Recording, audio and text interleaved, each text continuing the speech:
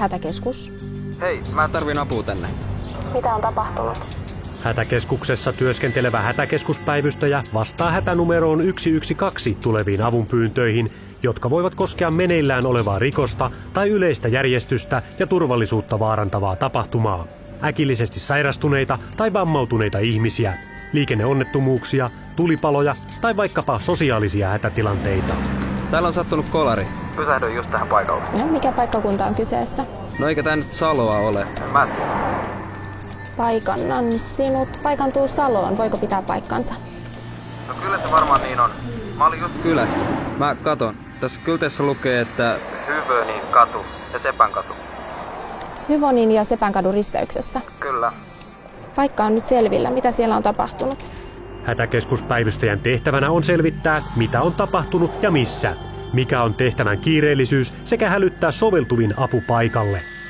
Lisäksi hätäkeskuspäivystäjän on arvioitava potilaan terveydellinen riski tapahtuma- ja tilatietojen avulla, tunnistettava sosiaaliset hätätilanteet sekä pelastus- ja poliisiviranomaisten antaman avun tarve. Siis 2 auton yhteen törmäys. Kyllä. Ihan pieni hetki. Hälytän sinne apua. Älä sulje puhelinta vielä. Jatketaan puhelua sen jälkeen. Hätäkeskustietojärjestelmän kautta päivystäjällä on käytössään tehtävä, resurssi ja karttanäkymä. Viranomaisverkko Virvelle on oma työasemansa.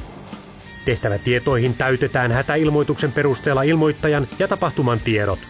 Siihen myös kirjautuvat tehtävään valitut viranomaisten hälytysyksiköt.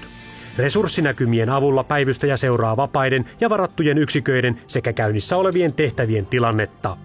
Karttanäkymää käytetään tapahtumapaikan selvittämiseen sekä yksiköiden sijaintitietojen seurantaan.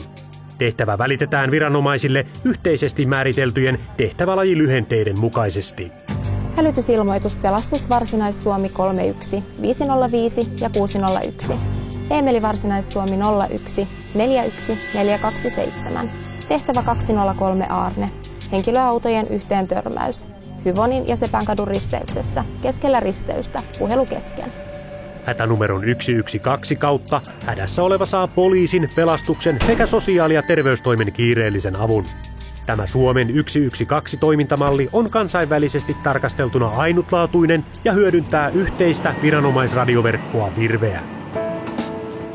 Apu on hetken päästä paikalla. Jos tilanne muuttuu jollain tavalla, niin soita meille heti uudestaan. Voimme lopettaa puhelun. Kiitos, hei!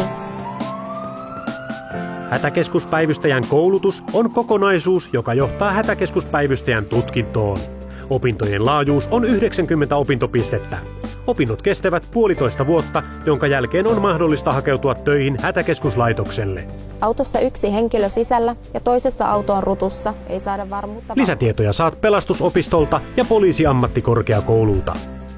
Hätäkeskuspäivystäjä on mukana ihmisen arjessa. Haluatko sinä olla yksi auttajista?